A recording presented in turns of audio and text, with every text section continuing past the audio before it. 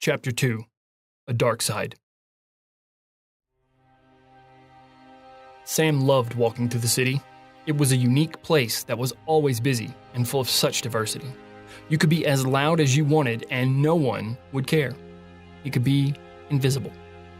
These walks always gave him time to think, time to reflect on the goals and matters at hand, and time to reflect on how to repair the cracks in his inner wall before anything else seeped through. On the outside, Sam appeared to be your average, everyday young man. He did not have any strange personality tics or social abnormalities. If you met him in a bar, you would forget that you even spoke to him. You could describe him as a carbon copy of every other guy you ever met, but cannot remember. And he liked it that way. For years, he tried to remain relatively invisible and not draw attention to himself. The anonymity allowed him to keep laying brick and mortar on that wall. Just as all of us have, there were secrets behind that wall. However, these were not your average everyday secrets. There were no narcissistic tendencies or strange sexual fetishes behind that wall. It hid no deeply seated racism or abundant amounts of ego-driven desires. What was behind this wall was something that was far different. It was a thing that desperately wanted to escape. It needed to be seen and heard far more than Sam was able to keep it in. Sam used these strolls through the city to seal those cracks. It was time well spent to see that he remained in control of that secret. If there were ever even a small crack left unattended, then the secret could get out and the whole world would know that Sam was not well. He was not well at all. Sam grew up poor. Not just your average poor. It was the type of poor that makes people bitter. The type of poor that numbs itself with drugs and alcohol. The type of poor that surrounds itself with violence and disregard for what is morally or socially right. It brought home a father that was always drunk. The man drank so much that you could smell the alcohol in his sweat every morning. The two-bedroom house that they lived in stunk of sweaty old alcoholic. The smell permeated every wall of the Section 8 home. If it were not for the benefits they received, Sam would have been homeless and an orphan before he was 6 years old. His piece of shit father was abusive all the way across the board. He would destroy Sam verbally, emotionally, and physically every chance he got. Sam was his punching bag. A chained dog that would get beaten every time he whimpered. If he ever showed any emotion or sense of self-worth, this man would take it from him with foot and fist. Then he would break his spirit even further with a verbal barrage that would test the will of even the strongest drill sergeant. Sam only had one option in life: take it. His mother was even worse. She long ago swapped her soul for the soul of a woman who hated everything, including her son. To her, he was the reason she wound up in this mess. He was the reason that she was poor and with Sam's shit stain of a father. She would lecture him for hours on end about how crappy her life was and how she wished he would just die so she could be free. This woman was obsessed with her situation and making sure that Sam was acutely aware of how worthless he was. She would take every opportunity to tell him how much he was like his father. Then she would let that self-fueled anger turn into flying fists and feet. Beating Sam was like a sport for her. His mother and father fought like cats and dogs. They would scream, cuss, and destroy. They would beat each other, and when they finished, they would beat Sam. He hated them with an anger that boiled in the back of his throat like tar over a black fire every time he even thought of them. It was likely that few have ever felt this kind of anger. Sam wished he never had. He wanted to hurt them and show them he was stronger than they were. He was a superior person. He wanted to show them the true power of a chained dog. They needed to feel justice. These shitty people trained him to do this, to keep it in. Don't speak. Just stew in the anger with no outlet, no way to let it go. Beating Sam was not the only way they showed their dominance over him. Beyond the demeaning and humiliating verbal abuse and soul-scarring emotional torment that they exerted upon him, there was the box. The box was little more than a shipping crate that his shithead father converted to hold his tools. The box was reinforced to keep it sturdy, but it only held tools for a brief amount of time. The pawn shop would empty it less than a month after its construction. His parents found no trouble finding a use for it, though. After any given amount of verbal or physical pounding, Sam got thrown into the box.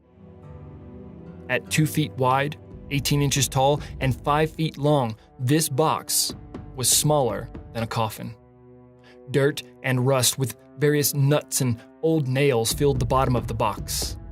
They would lock the top and leave him in there for hours, sometimes days. The long hours in the box would not pass quickly. The roaches that came in and out of the box were very curious and seemed to explore everything. As if being trapped in the small confined space was not bad enough, there was no water, or food, or bathroom breaks. This was torture. This was hell. The only relief that Sam ever got was at school. He was able to escape the torment of his captors for at least 8 hours. Truthfully, it wasn't too much of a reprieve. He was poor, and that made him a target. Everything about him made him a target. His shabby clothing and shabby appearance were a constant point of attack by those more fortunate students that attended his school. It was always the kids that knew the joys of financial and social privilege that launched these attacks. He would listen to the endless procession of taunts that the other students flung at him from the hallways and schoolyards. He was the topic of conversation for the kids that got picked on when they needed to feel better about themselves. However, at least it was not as bad as what he endured at home. The girls in his school were completely unapproachable. He simply did not exist in their eyes. Sam didn't have the nerve to bother talking to them. He learned from his parents that he was not worth a damn. That seemed to follow suit with what his biology teacher said about women genetically seeking strength, safety, and comfort in a mate. He could offer none of the three. Besides, even if he did manage to muster up the gall to speak to a member of the opposite sex, he did not have the patience to deal with the bitchy McCunty attitude they all developed towards him. After a long day of being ridiculed by his peers and being ignored by the girls, he would head home to the place he hated the most of all, out of the frying pan and into the fire. Sam hated his life. He hated himself. Breathing was not worth the effort that it required. As if this was not bad enough, Sam was required to see a therapist twice a week. The court ordered it, and it was paid for by the state. Therapy was the only thing his parents let him do on his own. It kept the government benefits flowing into the house. He had no choice. His sessions became mandatory after his family received a visit from a social worker. The worker could see that things were not right and that Sam was miserable. She could find no way to prove that there was abuse in the home, though. The parents were amazing actors, and Sam was far too terrified to speak up about what was going on in the house. Mrs. Winters was a kind but stern woman who had seen it all. As a social worker, she could read the lies on people's faces and was good at finding ways to help children. She pulled Sam aside for a private conversation with the tormented young boy, prodding Sam for the real info on what was happening in the poor excuse for a family home. He would not say a word about what his parents were doing to him. He avoided that portion of the conversation altogether. He did, however, mention that he was having the worst dreams.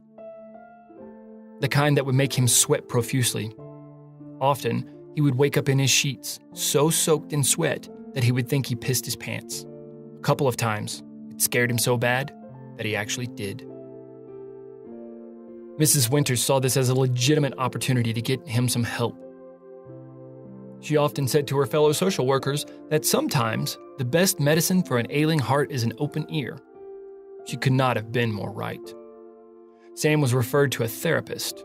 His therapist was a young man in his early 30s, magnificently talented, but still paying his dues by doing social work until he saved enough money and earned enough accolades to start his own practice. His name was Dr. Stephen Wallace, and he took a keen interest in this young man from a broken home. Sam would do everything he could to stay in Dr. Wallace's office and keep the conversation going.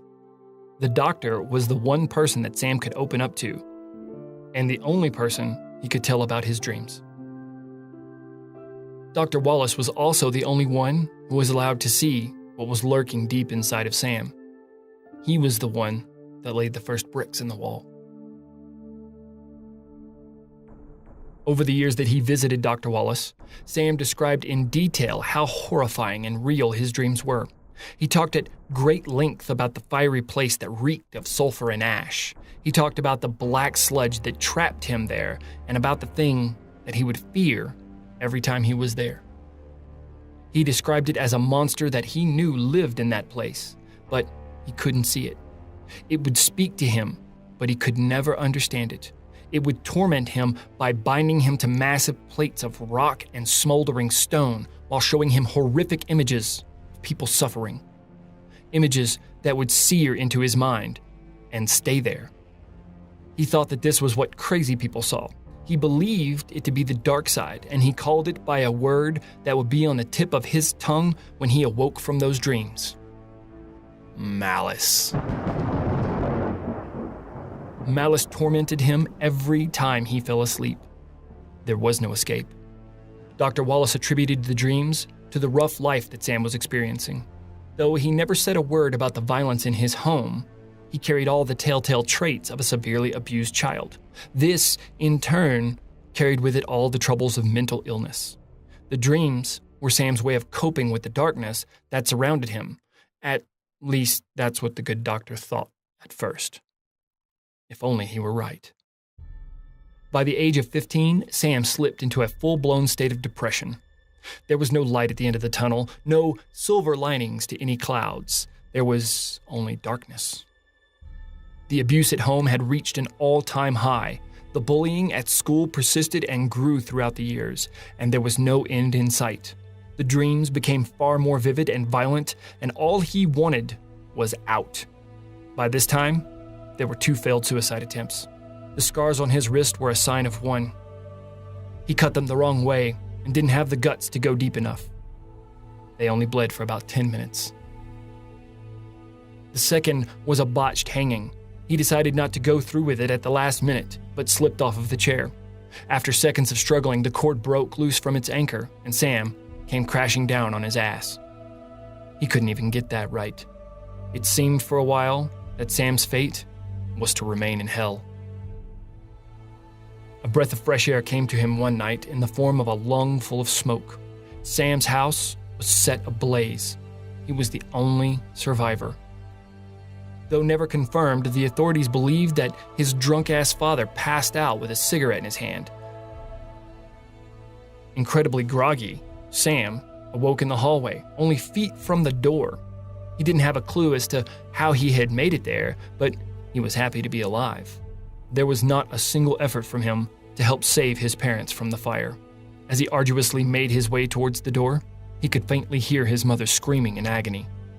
And then, the screaming stopped. A light ignited at the end of the tunnel once more, and it was bright orange. Sam stumbled out and collapsed on the ground. He spent the next 3 years in juvenile homes and therapy. Eventually, Sam began to smile, and the wall he was building grew thick and strong. He was able to bury the demons of his past, at least somewhat. Upon his 18th birthday, they released him from custody, and he began a life of independence.